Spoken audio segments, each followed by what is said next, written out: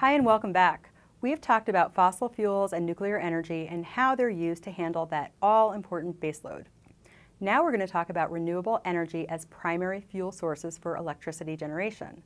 Let's start with hydroelectric power. It's actually the most widely used renewable energy resource in the world. The first hydro project powered just one single lamp in the late 1800s. More came on board soon after. By the turn of the 20th century, use became much more prevalent around the world. Right now, China, the US, and Brazil lead the way in hydro capacity. Hydro is considered a great baseload source, and it can also be a great peak load source. Every state in the US actually does have some form of hydro. There are some states that get a majority of their power from it. Washington State is one of them. Let's hear from a Washington utility that is known for their hydro generation. I'm Pat McCarty. I'm the generation manager for Tacoma Power. Tacoma is a municipal electric utility that's owned by the citizens of Tacoma. We serve about 170,000 people in Tacoma and the greater Tacoma area. And back in 1912, they built the first hydroelectric plant that served the citizens of Tacoma on the Nisqually River. It was a 24 megawatt project. Shortly after that, they decided they needed more power to fuel the industry that was growing in Tacoma, and they ventured out to the slopes of the Olympic Mountains and built the Cushman Hydroelectric project. In 1926, when it first came online, it was a big deal. It was so big that Calvin Coolidge, back in the White House, pressed the button, symbolically sending the electrons from the Cushman Dam to Tacoma. That's some great information. It might surprise you to know that hydro and coal-fired plants produce electricity pretty similarly. Hydropower is all produced the same way. It harnesses the natural energy from falling and flowing water. That's what a hydroelectric project is. And it does that by capturing that water, sending it through a hydraulic turbine that spins, that turns a generator to produce clean, green, renewable, and cost-effective power for our citizens. There are actually three types of hydro plants. The most common uses a dam and is called impoundment. Another is called diversion, and as the name suggests, this is where a portion of the river is channeled through a canal. There might or there might not be a dam. The third kind is called pumped storage, and it works like a battery. It stores the electricity that is created by another power source like solar, wind, or nuclear. Water is pumped uphill, and when energy demand is low, it stays there. When there's a high demand, it's released back downhill, and that's what turns the turbine. Hydro is one of the most efficient energy sources, and there are no emissions in using it. And the cost is pretty low. In fact, areas with a lot of hydro in the mix tend to have some of the lowest electric bills. Renewable energy, really is depends on where you sit, geographically speaking. And here in Colorado, we're blessed with abundant renewable resources. Historically, for us, it's been hydroelectricity. Municipal utilities are able to take advantage of federal hydropower from the power marketing agencies associated with the Bureau of Reclamation. In our case, it's the Western Area Power Administration, and WAPA, as we call them for short. And WAPA delivers low-cost hydro to public power customers, rural electric cooperatives, and municipally owned utilities. It is the lowest cost renewable resource in our portfolios, and we have been tremendously blessed to be able to have those resources here in the West and be able to have them delivered to our customers and help deliver, historically low-cost renewable resources to our communities. Sounds great, so sign me up, right? Not so fast. By now, you know that I'm going to tell you about some of the downsides of hydro. Of course, to have hydro, you need water. That's a no-brainer. And for some geographies, there might not be the right kind of water sources. And even in areas where there's a suitable source of water, drought conditions can change that. It costs a lot to build these plants, and building dams and other structures can change the natural terrain beyond the immediate location and impact fish and other wildlife. Some folks say that most, if not all, of the good spots for building large hydro are taken. The trend now is to build smaller scale hydro facilities that power single communities. China, Brazil, the US, Canada, Russia, and India are some of the biggest users, and together accounted for about 60% of global installed capacity of hydro at the end of 2014. Here's some interesting trivia for you. The biggest hydro plant in the world is the Three Gorges Dam in China. It took over as the biggest in 2012, and it's about as high as a 60-story building. It has a capacity of 22,500 megawatts. To give you perspective, that is handling 10% of China's electricity needs, which, as you know, is one of the most heavily populated countries. Let's move on to a renewable energy source you've likely been hearing quite a bit about: wind. The way wind works is pretty simple. The energy from the wind turns the blades around a propeller, which spins a generator to form electricity. Sound familiar? The U.S. is a world leader in wind generation. In 2015, wind produced enough energy to power 17.5 million typical U.S. homes. China is second and Germany is third. If we look more closely at the U.S., you can see that there's a pretty big difference in how much each of the states rely on wind. Of course, that's because wind quality and accessibility differs by geography. The Department of Energy predicts wind will grow to supply 20% of the U.S.'s electricity by 2030. That's up considerably from about 4% in 2014. And why not? Wind is free, right?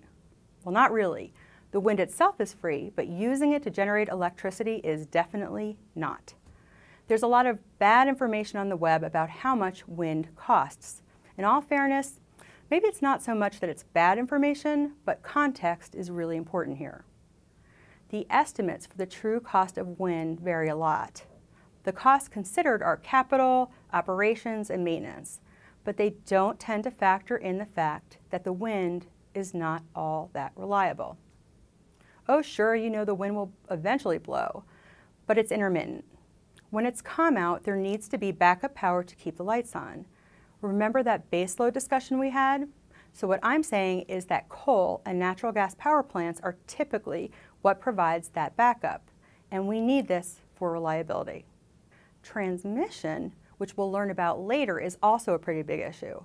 Usually wind is not located in population-dense areas where it's used, and so new transmission lines need to be built. That's not cheap or easy. The simple physics of an electric system demand that you can only hook up generation in certain areas. But specifically, if you're looking at the more intermittent resources or the renewable resources such as solar and wind, they're highly dependent on where in the country you have the best wind blowing and consistently, or where you have the best intensity of sunshine. So in other words, the further you get, the closer you get to the equator, the better the intensity that you're going to have from the sun. And then you also have to look at land space. You can't very well put these large wind turbines in the middle of a metropolitan area. You're going to have to be a little bit further out and have the land space in order to be able to hook them up and let the wind blow in those jurisdictions. But a perfect example for our company is wind. And we're the #1 wind provider in the country for 12 years running. And that's because we've had the fortune of having a really nice wind resource down in our southern jurisdiction. So in Texas and New Mexico, we've been able to install wind turbines for a number of years. And some of those get what are known as a capacity factor of over 50%, which means that you have really great wind resources down there. Whereas here in Colorado, we also have a good wind resource, but not quite as good as down in Texas. So you're looking at more capacity factors that are between 40 and 45%. Certainly a lot of renewables were brought online supported by things like feed-in tariffs and other sorts of programs that actually help encourage their advancement and actually support financially. And those are important, often important for early stage technologies, because you need to be able to, the manufacturer needs to know that they're going to be delivering a certain number of panels or a certain number of wind farms. Once they have that level, then they can achieve better economies of scale, and that's what then is going to drive the price down, and then the subsidies and the other types of incentives can actually be phased out. So these types of early stage incentives help get the technology into the market and achieve these economies of scale until it can reach the basically grid parity and compete fully with other types of technologies. Wind generation's been really amazing because, again, the prices have dropped considerably. It's between 2 to 3 cents a kilowatt hour to generate. So that's well below the standard rates for generation systems. And we've seen the towers get bigger and bigger. As they're bigger and taller, they get more efficient. Also, they are able to access the winds that are more consistent at higher sizes. So we're seeing a tremendous increase in the size and the deployment of the turbines. One of the exciting things that they're looking at now as they're getting bigger is that they'll be able to access lower level wind speeds. So that would open up more parts of the country to wind development, such as the southeast US, which doesn't have the really high speed wind. Just to mention a really interesting thing in the manufacturing side related to wind is right now wind turbines are constrained because of their size. They're at the limit of where they can be transported down the highway, you know, the big blades and the other parts of them and the towers. So we're actually looking at on-site manufacturing of how do you actually manufacture the parts of wind on-site so they can be bigger and taller. The turbines are getting more advanced and can power even more homes, communities, and businesses. Wind energy has also taken its share of hits from environmentalists. This includes fatalities of birds of prey and also noise pollution. One of the interesting things, there has been concern about bird strikes and bat strikes on blades. And we're actually doing a lot of interesting research here at NREL to develop technologies to be able to shut the turbines down when certain types of birds are in place. Also, where you site them is very important. So working again with the Audubon Society and other types of community groups to understand where the migratory pathways are and not putting wind farms in those locations. So there's been, while that was an early concern, the risk of that has been greatly reduced through the different types of advances in technologies. I had the opportunity to talk with the United States #1 utility wind provider for 12 years in a row, as identified by the American Wind Association, and that's Xcel Energy. Let's see what we learned about what it means to be a leader in this space. Talking about technological change over the past decade and what we've been seeing in our industry, one of the primary areas that we've concentrated on has been large-scale renewables.